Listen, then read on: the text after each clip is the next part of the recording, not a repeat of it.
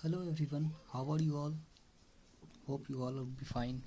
So today we are going to start our first chapter of science class 7, that is nutrition in plants. Nutrition अगर हम कहें तो in Hindi इसे हम कहते हैं पोषण, यानी पौधों में पोषण।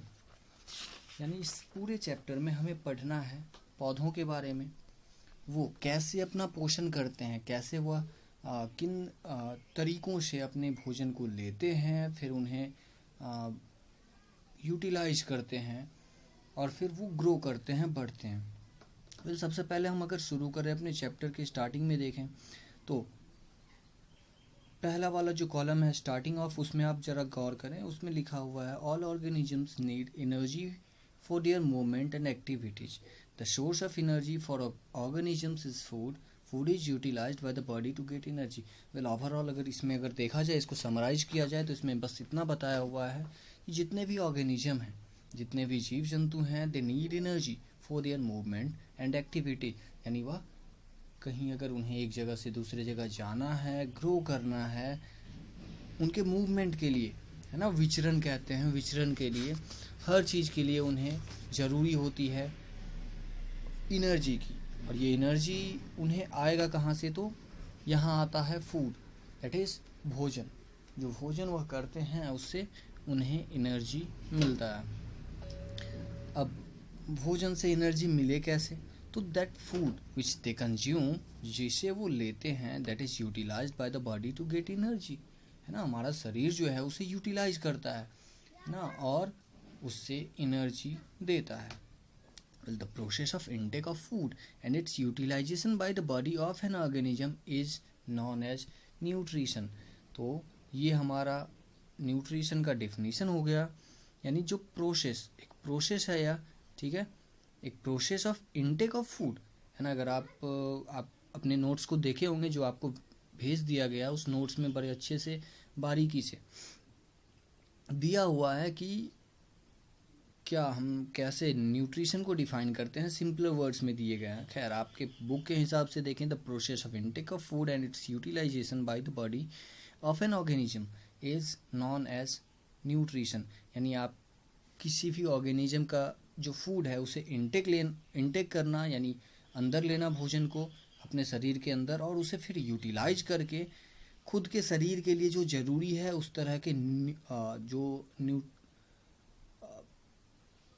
जो भी पोषक तत्व हैं ना, उन्हें उसमें वो उसे चेंज करेंगे और फिर फाइनली जो उन्हें चाहिए, दैट इज़ ग्रो करना है या मूवमेंट करना है उसके लिए, तो वह वहाँ पर उसका उपयोग करते हैं, उन न्यूट्रिएंट्स का यूज़ करेंगे।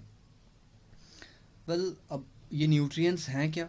सबसे पहले न्यूट्रिशन ध्यान रखना है आपको कि जो न्यूट्रिशन है, that nutrition is just for gaining the nutrients. जो भी न्यूट्रिएंट्स हैं, जिसे हम हिंदी में पोषक तत्व कहते हैं, उन्हें प्राप्त करने के लिए ही जो भी पेड़ पौधे होते हैं या कोई जीव जंतु हैं, यानी any of the organisms, they follow the process of nutrition only to gain the nutrients. अब वो न्यूट्रिएंट्स हैं क्या क्या जिसे वो गेन करना चाहते हैं? तो those nutrients are carbohydrate, fats, proteins, vitamins and minerals in organisms, और other we can say for any animals, है ना, किसी एनिमल के लिए। But for plants it will differ, है ना, उन्हें जो चाहिए वो थोड़ा अलग होता है। We will describe that part in the coming lessons also. So next, now ये एनर्जी सिर्फ इतने की ही ज़रूरत नहीं है, यानी मूवमेंट पे ही ख़त्म नहीं होता। आप एक जगह से दूसरे जगह जाते हैं, ग्रो करते हैं, सिर्फ उतने पे ही नहीं ख़त्म होता है। इसके अलावा और भी बहुत सारे, है ना, लाइफ सस्टेनिंग, यानी आपकी जो जीवन है ना, जीवन प्रक्रिया है, उसे बरकरार रखने के लिए, मतलब आज से लगभग हजारों साल पहले से मनुष्य पृथ्वी पर हैं। जो ह्यूमंस हैं, they exist on this earth and we are still continuing our generations, है ना। हम अभी भी लगातार बने हुए हैं और आगे भी hopefully we will exist here.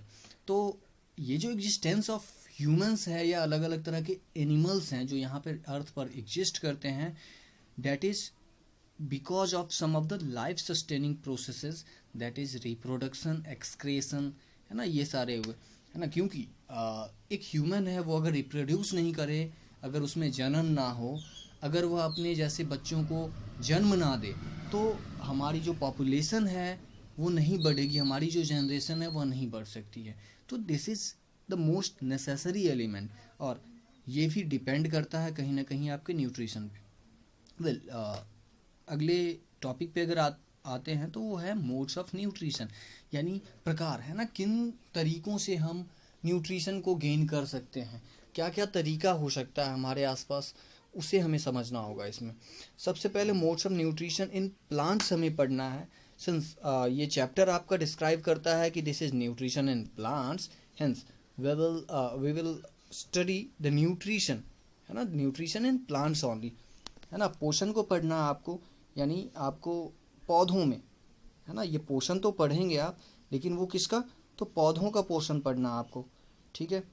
चलिए, तो इसमें अगर आप देखें पौधों के पोषण में, तो इसमें मेनली दो तरह के आप पोषण को देखेंगे, one is autotrophic and another one is heterotrophic. Well अब दोनों में अंतर क्या है ना, तो इसको हम थोड़ा सा शॉर्ट में समझने की कोशिश करें, इन ब्रीफ अगर हम समझें तो ऑटोट्रॉपिक, ऑटो सेल्फ, है ना, यानी एक ऐसा mode of nutrition which is done by someone, the plants, mainly हम इसे प्लांट में अगर पढ़ें तो वो प्लांट के द्वारा खुद ही, है ना, वो खुद पे निर्भर होकर अपना न्यूट्रिशन करे, दैट इज ऑटोट्रॉपिक। और हेटेरोट्रॉपिक ऐसे ऑर्गेनिजम्स जो क्या करें, किसी दूसरे पे डिपेंड करें। वेल अब हम शुरू करते हैं, है ना, अपने बुक के हिसाब से इसे जानने की कोशिश करते हैं, क्योंकि ओवरऑल अगर लेंदी अगर इसे बनाना चाहें तो बहुत लंबा हो जाएगा, तो उतना ज़्यादा लंबा हम इसे बना नहीं सकते हैं। So let us start with our book. That is the word autotrophic is derived from the Greek word, एक लैंग्वेज है ना ग्रीक, और उसके किसी वर्ड से ये डिराइव किया गया है। द वर्ड इज ऑटो, जिसका मतलब होता है सेल्फ, एंड TROPHE ट्रॉफे, है ना, इसका मतलब होता है न्यूट्रिशन, पोषण। So autotrophic nutrition is the mode of nutrition in which an organism prepare its own food from simple inorganic substances. Such organisms are called autotrophs. क्या समझा हमने यहाँ पर? तो यहाँ पर जो भी ऑर्गेनिज्म आपको नजर आएंगे वह अपने भोजन को खुद ही बनाएंगे, they prepare their on food, है ना। अब थोड़ा सा कंफ्यूजन आपको आएगा यहाँ पर, है ना, हम सोचते हैं कि हम भी अपने भोजन को खुद ही बनाते हैं, लेकिन नहीं, हम गलत हैं। हाँ, बखूबी हम उसे पकाते हैं, बनाते नहीं हैं, है ना। हम रॉ मटेरियल्स जो पौधों के द्वारा दिया गया है उसे हम पकाकर अपने भोजन को तैयार करते हैं। तो इस कन्फ्यूजन से थोड़ा दूर रहें कि हम भी अपने भोजन को बनाते हैं। हमारा भोजन तैयार रहता है, that raw material is cooked by us to gain energy, ठीक है। तो वो प्लांट्स में होता है मेनली, है ना, जो खुद से अपने भोजन को तैयार करते हैं। Autotrophic nutrition is found in plants mainly, है ना। Plants have a green coloured pigment called chlorophyll. आप मोस्टली ज़्यादातर जो प्लांट हैं उन्हें आप देखें तो उनके पत्ते ग्रीन होते हैं, जो नहीं होते हैं they also have that pigment, that is chlorophyll, है ना।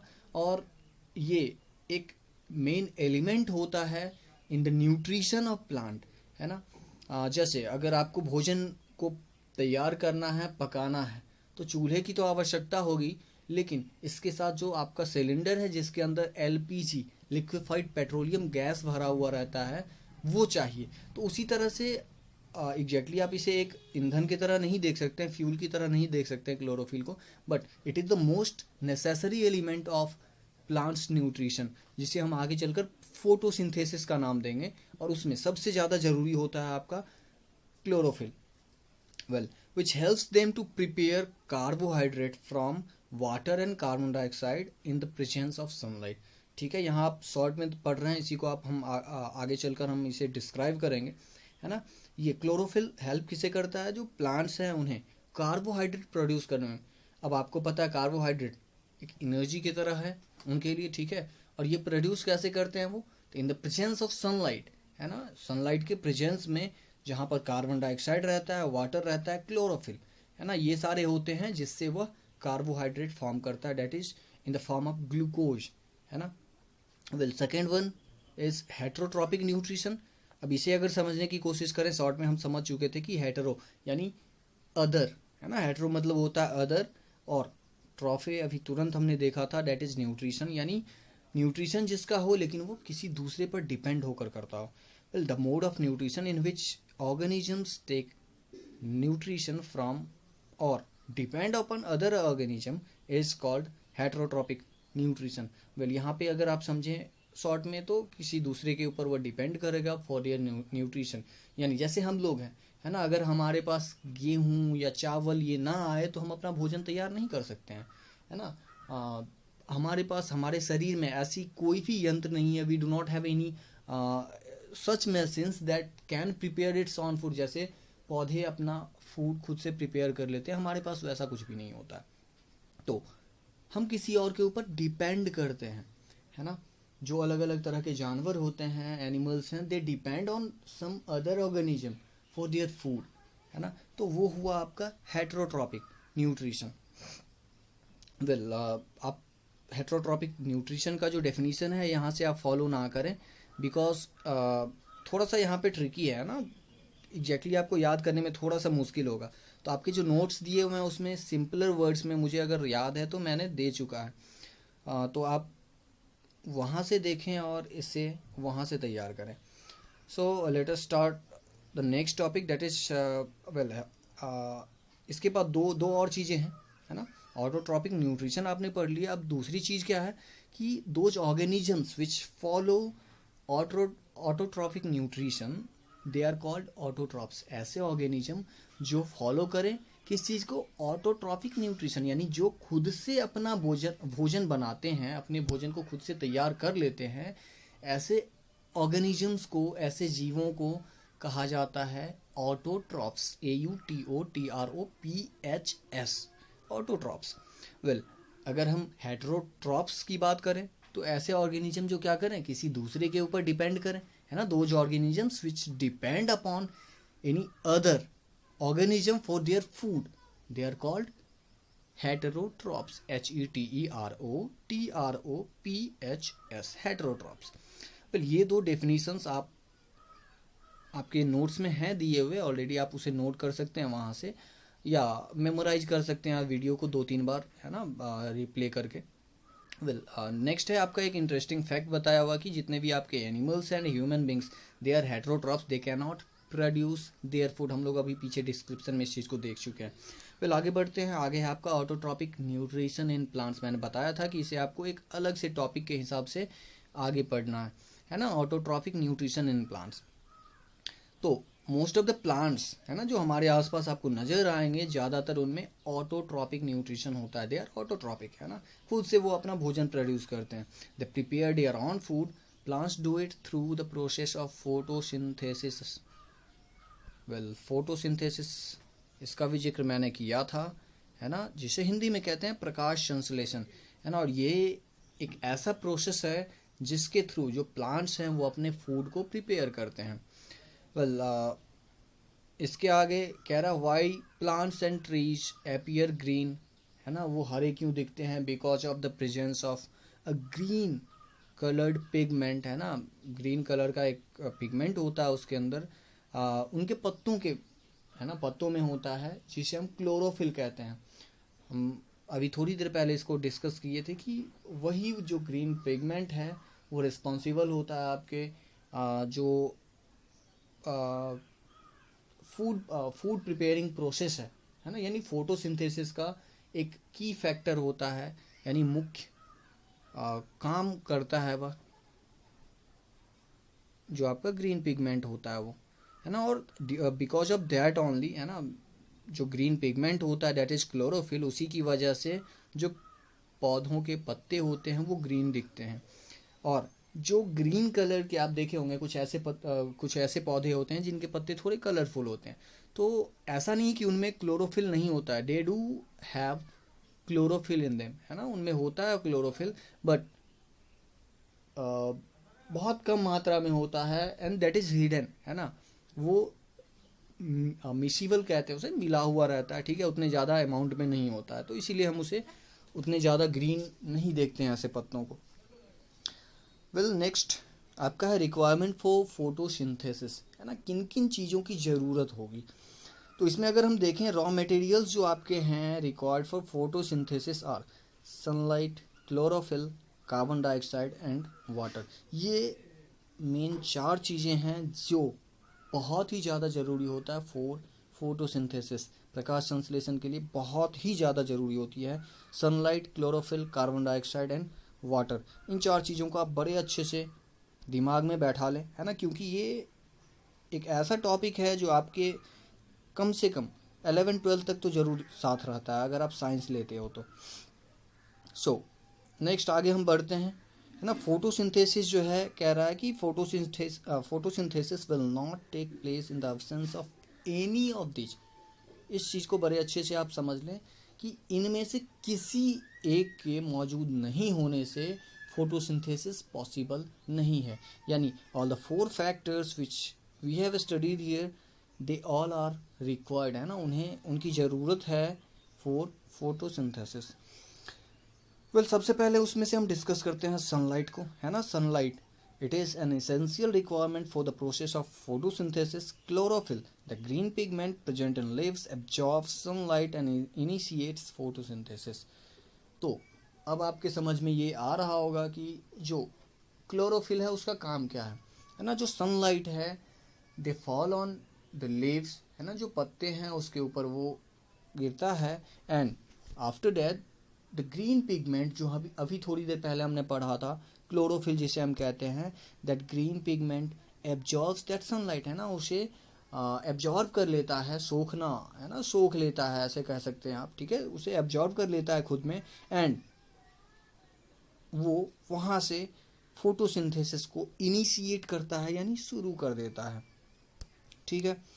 वेल नेक्स्ट आपका एक प्रैक्टिकल है जिसे हम बाद में देखेंगे, फिलहाल हमारे पास उतना समय है नहीं, है ना। हम इसे चैप्टर जब ख़त्म हो जाएगा when we would be discussing our exercises, उस समय हम इसे प्रैक्टिकल टास्क को हम देख लेंगे। हालांकि होता है बहुत ज़्यादा इम्पोर्टेंट होता है, बट फिर भी हम उसे लास्ट में देखेंगे, है ना, क्योंकि हमारा कॉन्सेप्ट भी तब तक क्लियर हो जाएगा और फिर हम उसके बाद उसे आसानी से डिस्कस कर सकते हैं। Well the next element is chlorophyll, जिसके बारे में अभी हमने देखा, है ना। तो chlorophyll plants have green colour because of the presence of chlorophyll in them, है ना, जो भी प्लांट होते हैं वो ग्रीन कलर उनमें जो भी है that is because of the presence of chlorophyll. तो जिनमें क्लोरोफिल की अमाउंट ज़्यादा है they will look more greener, ठीक है। चलिए आगे हम देखते हैं। क्लोरोफिल एब्जॉर्ब सोलर एनर्जी, जिसे हम अभी तुरंत डिस्कस किए थे, which is converted into chemical energy through the process of photosynthesis, ठीक है। एक लॉ होता है, एक्चुअली आपको पढ़ना है नहीं, है ना, आपके लेवल का नहीं है, लेकिन फिर भी हम उसे समझ लें थोड़ा सा, है ना, कि जो आपका एनर्जी है ना, कहते हैं कि द एनर्जी, जो एनर्जी है आपका, it cannot be created and not be destroyed, है ना। Energy can neither be created nor be destroyed, यानी हम उसे बना नहीं सकते हैं और ना ही हम उसे डिस्ट्रॉय कर सकते हैं। अब इसका मतलब क्या हुआ, तो सोलर एनर्जी, उसके पास सन के पास कुछ एनर्जी था जो उसने लाइट एनर्जी के रूप में, है ना, हमारे अर्थ तक भेजा। अब जो प्लांट्स हैं उसने उस एनर्जी को एब्जॉर्व किया। प्लांट्स में किसने एब्जॉर्व किया, क्लोरोफिल ने एब्जॉर्व किया। अब क्लोरोफिल ने उस एनर्जी को एब्जॉर्व किया, अब वो energy during the process of photosynthesis convert होता है केमिकल एनर्जी में, और केमिकल एनर्जी में कन्वर्ट होकर क्या होता है, वो फूड के रूप में यानी ग्लूकोज, है ना, ग्लूकोज के रूप में वो कन्वर्ट होता है। और फाइनली क्या होता है, तो दे स्टोर दोज फ्रूट्स, है ना, जो फूड जो वो प्रिपेयर करते हैं, additional amount of that food जो उनके ज़रूरत की नहीं है उसे वह स्टोर करते हैं और वही हमें फ्रूट्स के रूप में मिलता है। Well, so you might have seen leaves, red, brown, yellow और पैचेज ऑफ कलर्स, है ना, अलग अलग तरह के आपको लीव्स दिखते होंगे।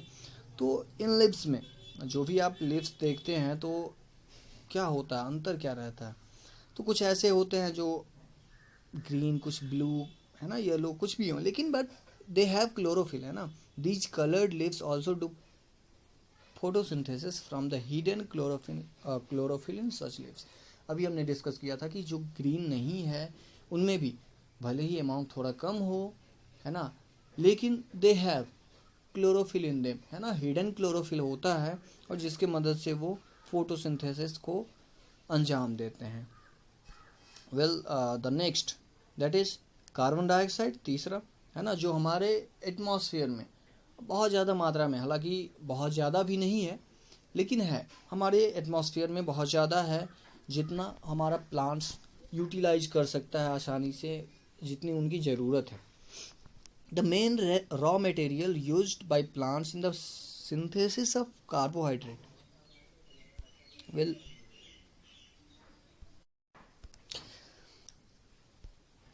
the main raw material used by plants in the synthesis of carbohydrate is carbon dioxide.